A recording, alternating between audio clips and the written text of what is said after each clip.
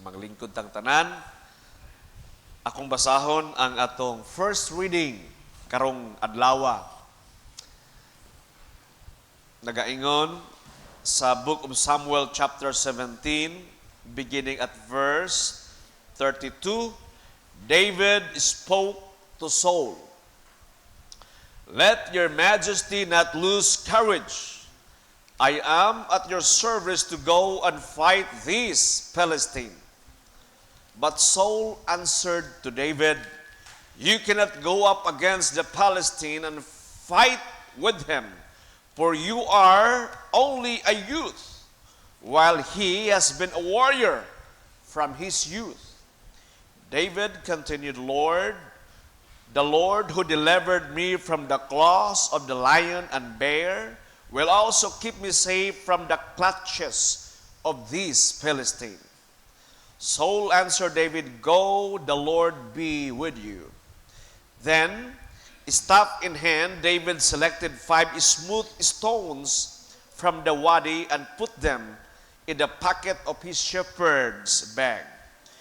With his sling also ready to hand, he approached the Philistine. With his shield bearer marching before him, the Philistine also advanced closer and closer to David. When he had seized David up and seen that he was youthful and ruddy and handsome in appearance, the Philistine held David in contempt. The Philistine said to David, "Am I a dog that you come against me with a staff?" Then the Philistine cursed David by his gods and said to him, "Come here to me, and I will leave your flesh to the birds of the air and the beasts of the field." David answered him, "You come against me with sword and spear and scimitar, but I come against you in the name of the Lord of hosts, the God of the armies of Israel, that you have insulted. Today the Lord shall deliver you into my hand, and I will strike you down and cut off your head. This very day I will leave your corpse and the corpses of the Palestine army for the birds of the air and the beasts of the field. Thus the whole land shall learn that Israel has a God. All this multitude too shall learn that it is not by sword or spear that the Lord saves, for the battle is the Lord's, and he shall deliver you into my hands." The Philistine then moved to meet David at close quarter, while David ran quickly toward the battle line in the direction of the Philistine. David put his hand into the bag and took one stone, hurled it with a sling, and struck the Philistine on the forehead. The stone embedded itself in his brow, and he fell prostrate on the ground. Thus David overcame the Philistine with a sling and stone. He struck the Philistine mortally, and did it without a sword. David ran and stood over him with the Philistine's own sword, which he drew from his sheath. He dispatched him and cut off his head. Da lagi. Nakasabot mo na to? Sabtan kinato na, oy, mga children gali, di ba? Kada children's school, di ba? Nakasabot gali na to, labaw na ta, kay dili na ta mga children. So maigsoon, atong istoryahan karon mubo ra ning ako. No? God equip you to face your Goliath. Ang Ginoo nag-equip nato or nagsangkap nato para atong atubangon ang mga higante or the Goliath sa atong kinabuhi. Ako gadula yung lambayog sa una, I don't know sa inyo. Pero I believe siguro, Father Amy, di kong toto, mga edad-edara na diri na kailaon sa lambayog, di ba? Gadula ta na, di ba? murag bakos, kuha na itong bakos, kuha tag bato niya, da itong ana, di ba? Buyan ang other edge, then mulupad siya. I used to play lambayog before, sling. Munin dulaan ni David, munin iyang armas. Pero ang sling is not just an ordinary weapon. Near East weapon until now in Gaza, tanawan nyo ng Israel versus Gaza, kanang mga small scale nga conflict nila. Ang buhaton sa taga Gaza, mag-burn sila og mga tires, mga ligid, para na ay zero visibility ang Israelites. Kaya mo assume ng ligid, dili makita sa kunra. Ang buhaton sa taga Gaza na yun, kuha silang lambayog. Ilang ilambayogon ang mga Israelites, no? Mga taga-Israel. Muna ilang ginagamit pa until now. Egypt and Assyria used this weapon for war before. Sa ato pa, kato si David, mura to siyang, kung sa ato itong balaod karon, mura to siyang illegal possession of firearms or kaning weapon nga can cause you to kill, no? Be killed. Ang sling po, by the way, can be 1/2 pound or 1 kilo of stone that can travel 300 kilometer per hour speed or 150 miles per hour. Unsa na ako sog? Kana maigo ka sa truck, kana mabanggaan ka, di ba? Ang dagan mga 150 miles per hour or 300 kilometers close to. Sinsilyo ka na. Unya, bato na ay butang sa sling. Lambayogon ka, maigo imong agtang. Buak imong ulo. Okay? So, si Goliath, ang iyang armas is pinsing lang, inana-ana lang. Javelin, di ba? Katong javelin niya nga na spear niya, ana. Lain mong javelin sa ato karon kay murag magbazuka, di ba? Rocket lancer. Ang ilang javelin sa una is katong spear sa una, ana, tag-as kayo. Bangkaw. Pasalawa, marka bangkaw. So, sa unang panahon, an old ancient battle of the champion, because Goliath is known as a Palestinian champion. Pinakadako, pinakahigante, pinakaisog, pinaka-beast, pinaka-mangtas kaayo nga champion. O ang gihagit niya ang Israel, ingon siya, kung makadaong po nako, sangka ta isig ka champion, kinsa may inyong pinakamaayo diha, Manny Pacquiao, or kinsa inyong kuan diha, pinakamaayo diha nga moaway, sangka mo nako. Kung mapildi ang inyong champion ninyo, kamo mahimong ulipon na mo. Pero kung ako, si Goliath, mapildi ko ninyo, kami may ulipon mi sa mga Israelita. Mauna ang agreement sa una. Kung nakakita mo sa kuan, kaning the Troy, di ba? Kato si Achilles, di ba? Gipaaway siya sa kuan. Ni Agamemnon, choose sila one champion, di ba? Isa ka strike ni Achilles sa iyang dani. Sa kontra, he fell. Patay na yun. Inana. So, that was the condition. And si Goliath was shouting for 40 days and 40 nights, challenging the people of Israel. Dugay na itong away to the ay. Unya, pag mugawa si Goliath, kuyawan ang mga Hudyo, ang mga Israelita, kuyawan sila. Kahiganti man.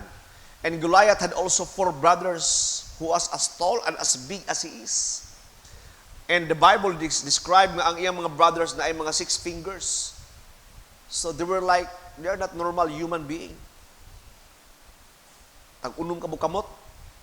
Unya mga giganti.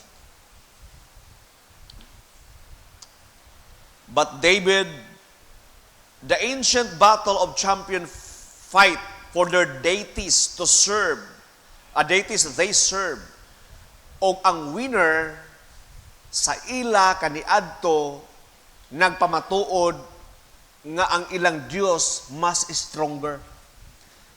So kung makadaog ang Israel, that means nga the God of Israel is stronger than the God or gods of the Philistines. If Philistines would overcome and kill Israelites, that would mean na the God of the Palestine defeated the God of Israel. So, the battle of the champion is the battle of gods.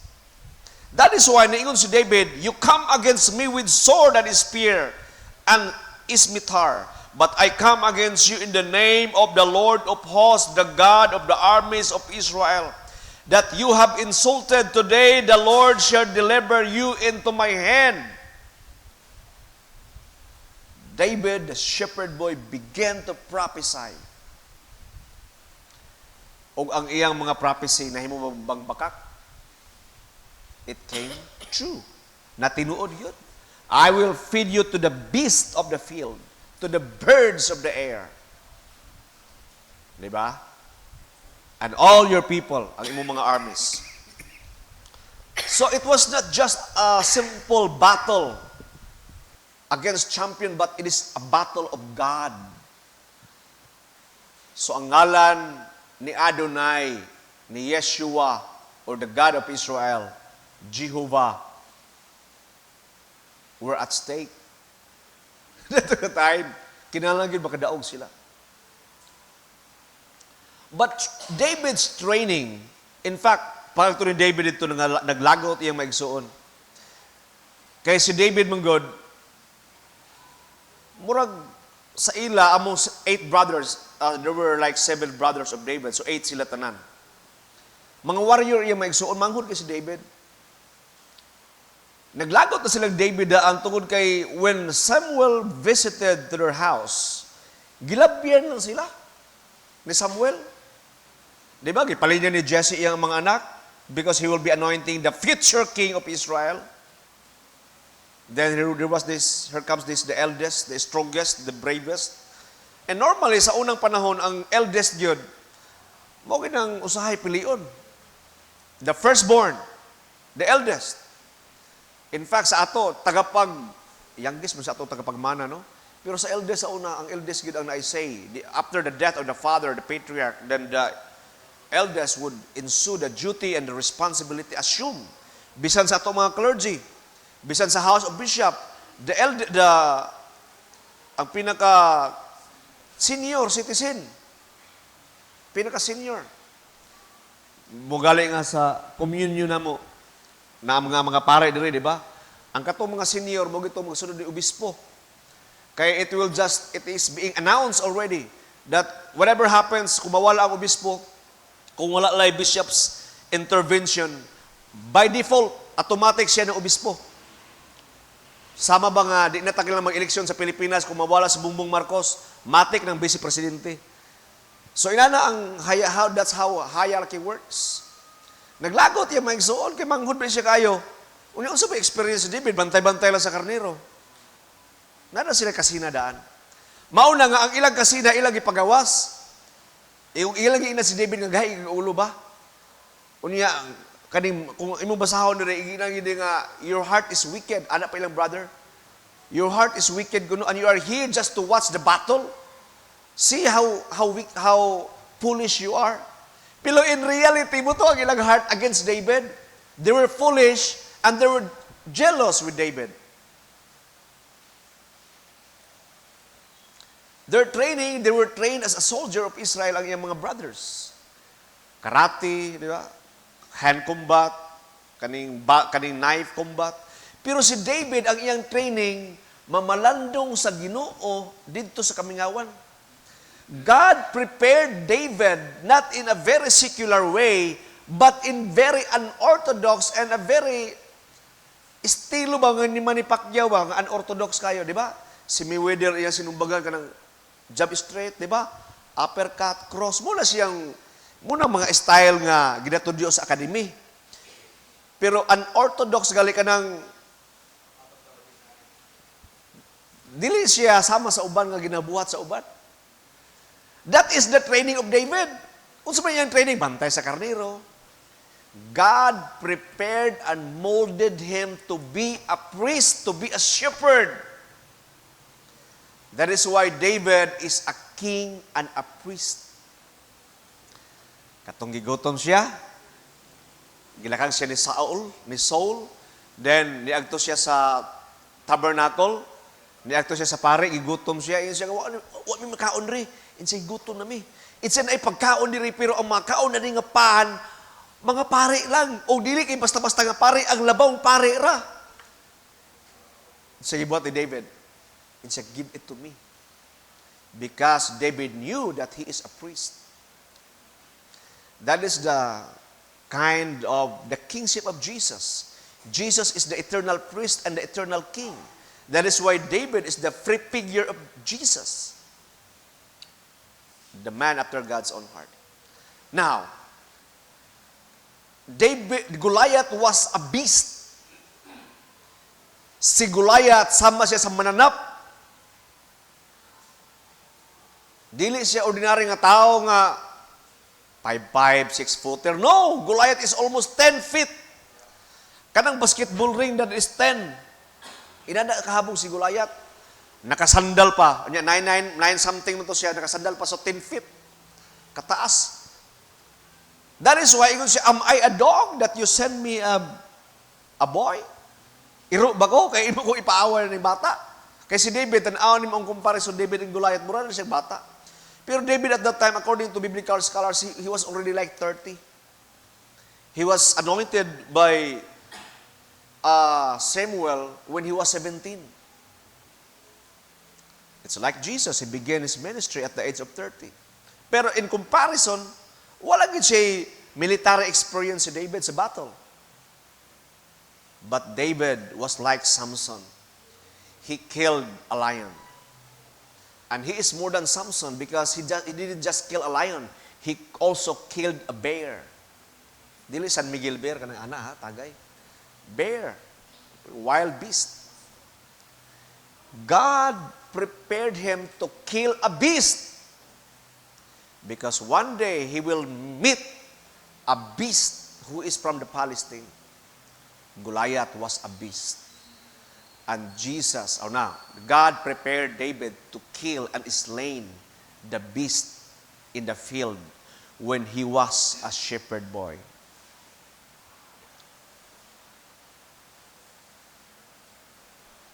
For 40 days and 40 nights, Jesus was tempted and allowed by God to be tempted by the devil. And he overcame with the word of God. Goliath was shouting to the Israelites for 40 days and 40 nights. But David overcame him with the word of God by saying, you come against me with a sword and a spear, but I come against you in the name of the Lord of hosts of the armies of the Israel. What is your Goliath? Kita may son, what is your Goliath that you are facing today? Or what is our common Goliath now? Kita tanan, mga katawhan sa Christ the Redeemer. Musugot ang sa dili, naagi mga Goliath mo abot sa itong kinabuhi. Not maybe now, not maybe at this time, but I think one of the biggest challenge sa atong tanan, all of us combined, is building our cathedral. Wala pa man taka-try na ni sugad. Naka-try na ba tag-build sa cathedral? Wala pa man, no? Kani pa lang karon nga season. This is our challenge. Pero unsa gibuhat ni David? He was so immersed. Ba pamurabag karne ba nga na marinate og maayo sa pulong sa Ginoo. Wa siya training nga dunggan nga sipa sumbag kana 1, 2, wala yung mga inanak ng military training. Hand salute. Di ba?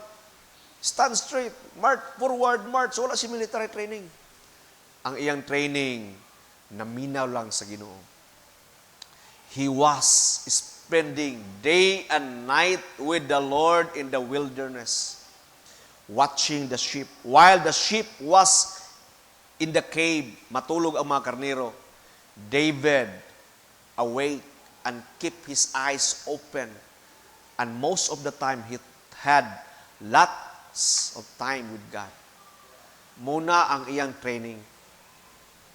That is why he was so surprised na tingala siya og maayo ngano mahadlok ang mga Israelita, mga army kang Goliath. Where in fact, easy ra kay ito para kang David to kill him. And he was 100% confident yun. 100% confident the way he sound. He said, I will feed you to the birds of the air and the beasts of the field. Your body will be eaten, your corpse, ang imong patayng lawas kanuna sa mga beast diri sa kuan. Kaya na may mga kuan sa una mga hyenas, vulture. And he was so confident. He prophesied. Why? Because of immersion. Sunop kayo ang iyang unod ni David sa pulong sa Ginoo sa Ginoo. Na marinit yung maayo ba, di ba? Kanang karne bito nga marinit yung maayo bito, di ba? Kung unsa nga timplada mo sunop gyud. Muna si David. He was so confident. Bisan gamay ra siya. O ang iyang training, simple lang kayo.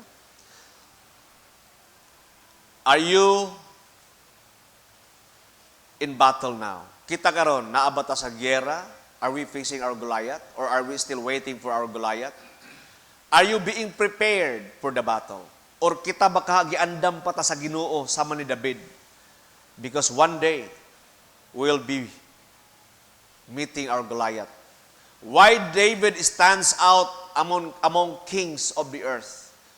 David picked the right battle. Why David stands out?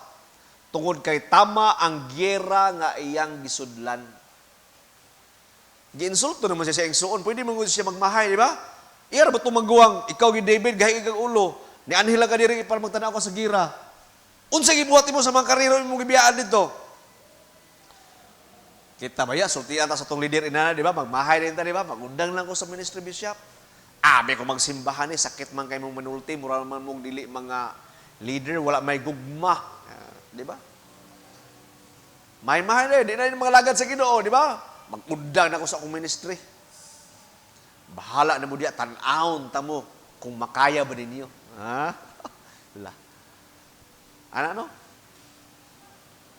Or ang battle nga atong gisudlan, because we pick sometimes, and most of the time, a wrong battle.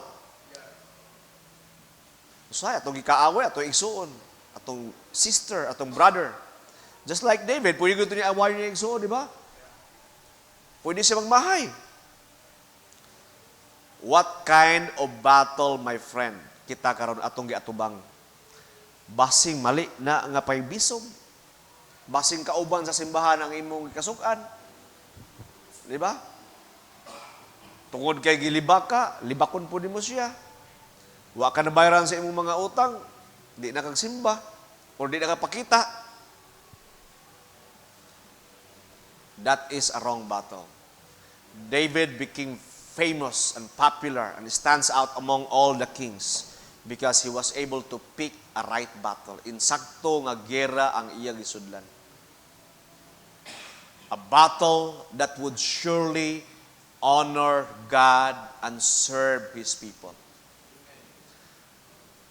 Ang pakigera nga atong sudlan gali maigsuon nga kung ato ni siyang atubangon nga gera, kini nga gera makapahatag og pagpasidungog sa Ginoo og makakaus og kalig-on kanato makapangalagad ta sa atong isig katao, then you are choosing and picking a right battle.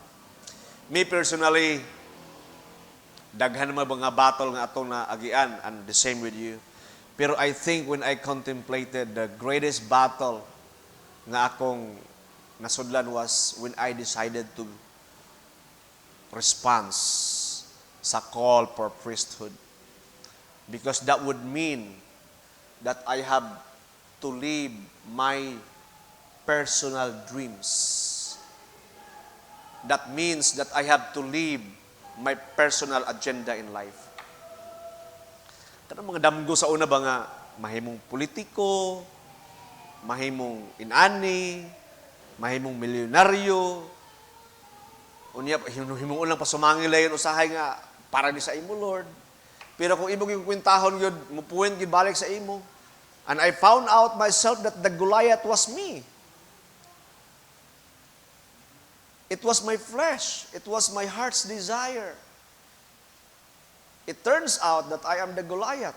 And sometimes our flesh, ang atong hatak sa unod, kaning kalami gid sa lawas balawas nung kailibgon ba. Lami mo kay Father, uy, mao gining Goliath nga imong giatubang karon ang imong kaugalingon. That is why wagi na sa pada mga philosopher, the last enemy to conquer is yourself. to tame yourself, to master yourself. Nga kaya na nimo did-an ang tawag sa unod. The battle of flesh. Diba? The battle that we are facing is not the flesh and blood, but against the principalities and the darkness, forces of this world. Pero unsa ginibuhat sa darkness and forces in this world? Our flesh. Ginagamit niya ang atong flesh, ang atong unod.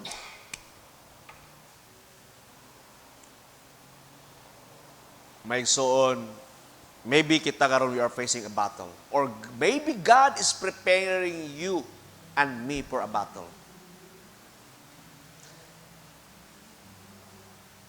Be like David. Be like David. Use the word of God. Be confident. Stay with God always. Immerse yourself with the word of God. Kung imo nang buhaton, man God. God is so great, God is so vast and beyond comprehension. Ang inani ng kakagamay. So, ang mahitabo sa imo is, you will decrease and God will increase in you. Kung ang imong problema inani kadako, then ikaw nagpalaban sa Ginoo, imong problema mo abay sa imo, tungod kay nagpalaban ka sa Ginoo, somehow you will become like Him. Ang imong problema mo gamay ug maayo. Nakuha niyo ang logic? Exactly muna gibuhat ni David, magpalaban kita sa Ginoo. Ingon ka magpalaban man mo Father, kulang pa na. Spend time with God, talk to God. Si David, day and night, he was spending his time with God. That is why ina na siya confident. Ug ang iyang training dili pare sa training sa gawas. God trained him in a very different way. Maigsoon mo sugutan sa dili kita karon.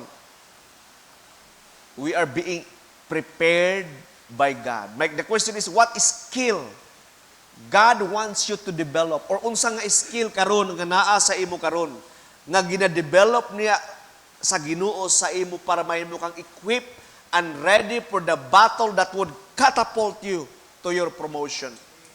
Not promotion sa kalibutan.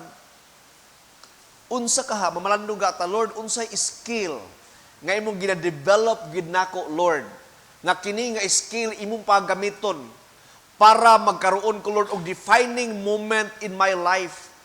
Sometimes it change course. Usahay kung when you respond to God, usahay sakit kay ang imong gusto idiri pero ang gusto sa Ginoo didto. Just like me. That is why bitaw nga akong pagkadiko ni abot og 18 years tungod kay na ako'y gusto nga buhaton sa akong kinabuhi. Until such time, I give up. Kay gahi mag-ulo. In a very hard way, God taught me a lesson in a very hard way, and I'm so glad nga I experienced those. Tungod kay everything turns out to be good because I love Him.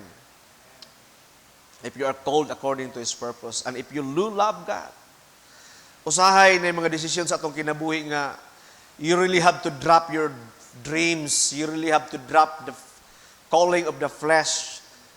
You really have to sacrifice. And sometimes it means sa imong kaugalingon nga kinabuhi. Just like David, he can be dead anytime.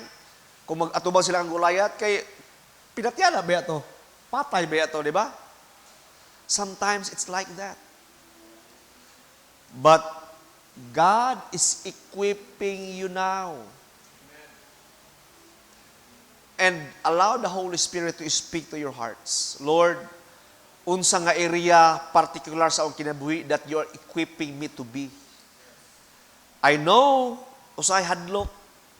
Tungod kay it means nga you have to turn away from your plan or imong mga dreams. It means sometimes to drop your dreams. Dili sayon. Labi na sa mga clergy kay especially ang among call sa mga pari. Pero, diri lang ka sa tinuod lang, sa pagkapare na ako, diri lang ko nagkaroon og break. Kanang, kuan ba? Kaning wrestling ba? Sa kinabuhi ba? Kanang the chasing after wind bitaw? You wrestle every day to be the person that you want yourself to be. Not to the person that God wants you to be. Tungod kay na may giandam gud ang Ginoo nga best sa imo. Pero tungod kay na kay gituhuan nimo nga this is the creation of yourself, this is the best sa imong kaugalingon. Pero it's like Jonah, di ba? Jonah want to go to Spain. Pero God wants to bring him to Nineveh. And that is his defining moment sa iyang kinabuhi. The same with us, the same with you today. Naa sa ato diri nga naay tawag ang Ginoo sa imo very specific. That God is calling you to that very specific thing that God wants you to do. And sometimes that would means nga you have to drop your dreams. Pero believe me, God is preparing far more better than what you dream of. Usahay nagtuot ang muning ideal, pero God is that is why you have to talk to God. Lord, I know that you're preparing me for something. Because God will not send you without equipping you. God is now equipping you. You ask God, Lord, unsay special call nimo sa akong kinabuhi para sa kaymayan sa imong ngalan, para pagpangalagad sa imong katawhan. For God and country, for God and His people. Unsa ka nang katawag, Lord. Then God will surely answer you. As long as your heart, your corazon, your heart is right. Palihog manindog, let us pray.